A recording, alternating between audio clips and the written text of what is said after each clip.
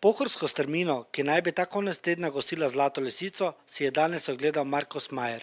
Dokončne odločitve ali tekmovanje res bo, pa še ni mogel potrditi. Everybody has seen the weather conditions the last few days.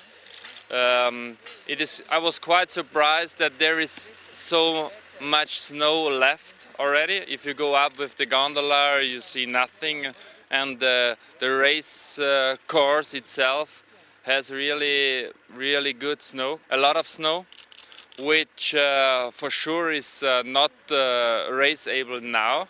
It's very soft, and the chances to have a race, I would say, is up to 90%, so it's very good that we have good conditions. Optimističen pred tekmovanjem pa je bil tudi vodja Gorazd Bedrač, ki obljublja boj do zadnjega trenutka.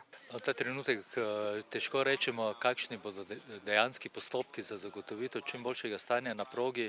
Danes bomo izvedli nekaj poskusnih zadev tukaj na samem terenu in seveda za tisto varianto, ki se bo izkazala kot najugodnejša, tisto bomo potem tudi uporabili za preparacijo proge.